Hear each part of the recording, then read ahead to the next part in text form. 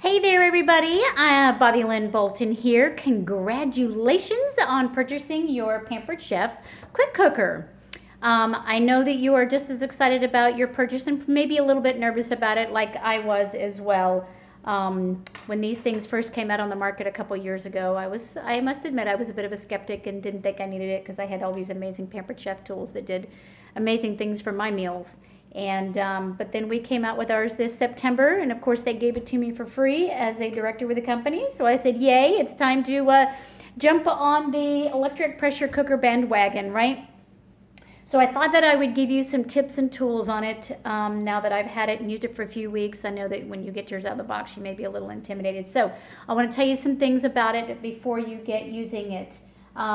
First of all, I guess just some of the features. It's nice to have the handles under here so it's easy to pick up without fear of dropping things because the handles are down here. Your pressure release is quite a distance away from the where the release comes in the button. So anyway, I will share a couple tips about it. First of all, we'll just look at it and tell you about the pieces of it. This is your stainless pot. Okay, it does have Pampered Chef written on it, so you know it's ours. So I would not say that you could use other ones in there and have it actually function. I don't know that that will work, so I wouldn't even try it. It does have measure markings in there. It even includes a maximum fill line. Okay, so and that is your safety. If you fill it higher than that, it will probably steam out the sides. It doesn't give it enough room in there. Okay, so please pay attention to the max. They put those on there for a reason. But, and then I'll tell you a little bit about some of the features of the lid. Kind of like with everything else, righty-tighty, lefty-loosey. So you want to put it on an angle like that. If you try other ways, it's not going to. That's because it's got to go into those pieces right there. Okay? Righty-tighty, lefty-loosey. So when you want to close it, you turn it to the right. When you want to loosen it and open it up, you turn it to the left. Okay? And when you hear it beeping like that, you know that it's plugged in and it's ready to go. It's going to come just like this. So the lid, this is how it works. If this little button right here lets you know if it's under pressure or not. When it is down like that, it is not under pressure and no cooking is going to happen. All right, it's just going to sit there and suck electricity. You need to have this pressure come up. And so what happens then when that pressure happens, this little button will lift up like that. And that's when your cook start time will start to happen, okay? So when you set your setting right there, and then you could hit start, it's going to stay like that until it comes under pressure. Your cook time won't start until it comes under pressure, okay? So you want to make sure that you've got things, and the only way to help that happen too is this right here. This little guy has an icon on it. See there, the little steam? And this one has the same icon. They have to be facing each other, okay? If it's like this and it's on the side and not facing it, it's not going to happen. It's kind of like those spray bottles where they say open spray stream or whatever. They have to be facing in the right direction. Okay, and you see how this is flush right now? That means it will come under pressure. This is a pressure release valve. Okay, so when you press that, it will automatically release steam out of here. In your cooking guides that come with it, it will tell you whether you want to release pressure naturally or whether you want to release pressure, I forget the wording they use. Steam release button to release remaining pressure. Yeah, it tells me here, like on here, to hit it to release remaining pressure. That means that I am doing it myself right here. And that will happen. So when you push this, when it's down like that, and you push it, you see how that comes up? It's going to release pressure, steam will come out, okay? So you're going to want to make sure you don't have it next to papers or cell phones and things like that because it's steam. What is steam? It's moisture, okay? And if it's doing something with a lot of starch in it, like potatoes or rice, it could be spraying a little bit of starch out. So make sure there's nothing around it that you care about. Have that out like that, and then that's all your release information there. Now, something else to remember, if you're trying to do something like eggs, it has to have moisture. When you're hard boiling eggs, you're boiling them in water, right? When you're baking them in the oven, you don't, but that's not my preferred method of doing it. But you have to have at least a cup of liquid in there, okay? So, because what is steam? right? To pressure cook, you need steam. To get steam, you need moisture. It's water molecules, and that's what's going to happen, all right? So this is how it's going to come. And then there are some accessory pieces you can get. The ceramic accessory piece, and it's here in our catalog. It's called the ceramic pot, and it is going to come with a rack, okay? And you can put that down there. What this does is beautiful. This will allow you to create the entire meal all at one time. So say you've got your meat or your chicken, you know, say you want to do chicken and rice. You got chicken down here, you put your chicken in there with all your seasoning, and then you put this down on top of that, and then you take this ceramic bowl, and it's going to come with a rack. That's so you can get it in and out without digging into the heat in there, and a stretch fit lid, silicone lid that you want to put on there. Now this is different than the red ones we sell, so if you have a red one, don't think you can use it because you need two. This one has two holes to release the steam in there. Otherwise it's going to build up too much pressure and it'll pop off and it won't cook right. Okay, you do need to have some steam in there. That's what that's going to do.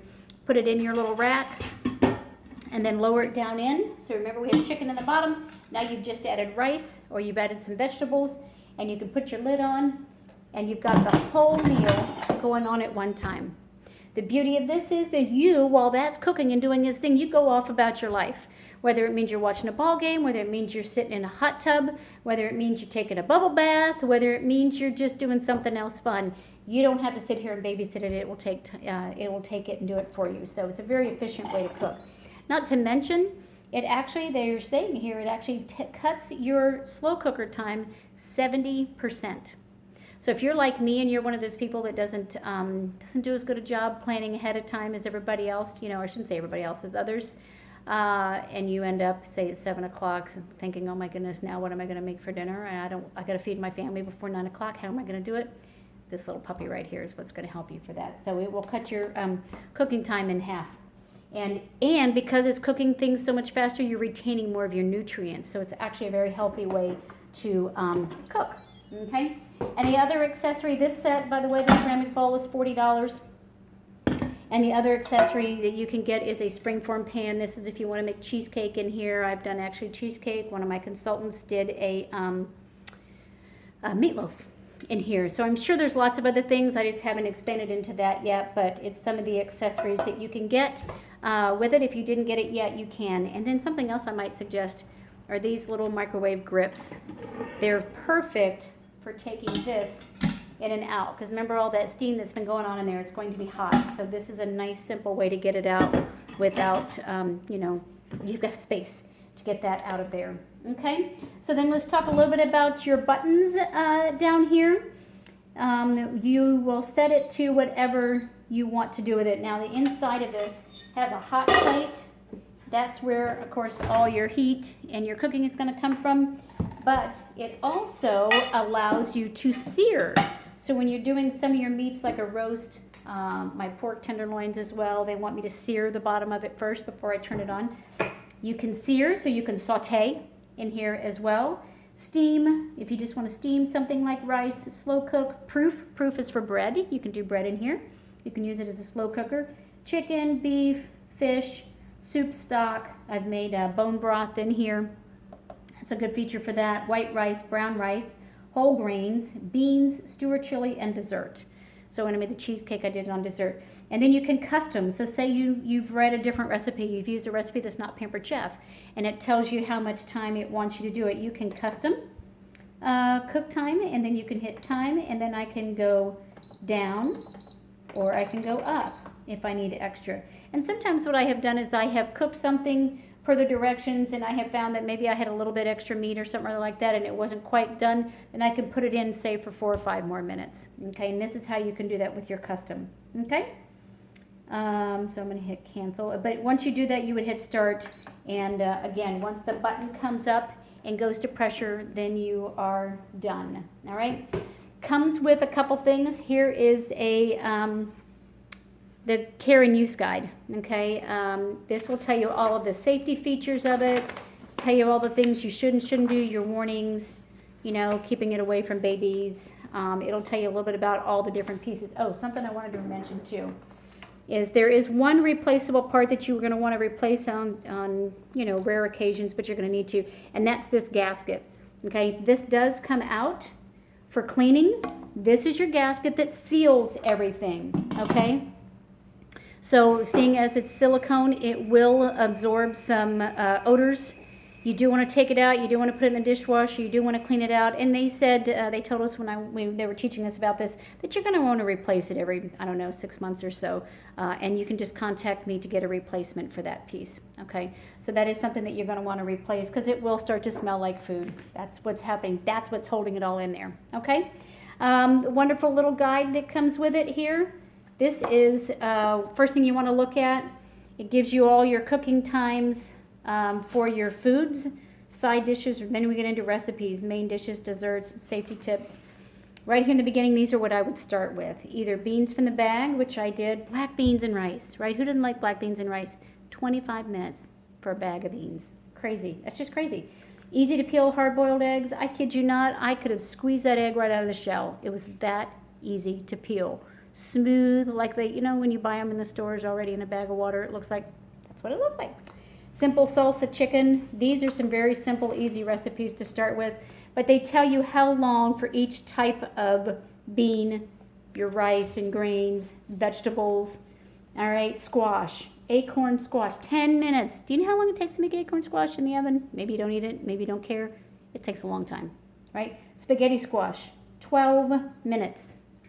12 minutes. That's crazy. So it tells you how you do that. Meat and poultry. It even gives you the fresh time, which means it's thawed, or the frozen time. Say you've forgotten to even thaw it. Boneless chicken breast, 8 to 12 minutes frozen. I'm telling you, it's amazing. So, and then it launches into several different amazing recipes. You're going to want to try every one of them, and start ending with a cheesecake and a chocolate pudding, right? So there you go. Again, welcome to the wonderful land of pressure cooker ownership.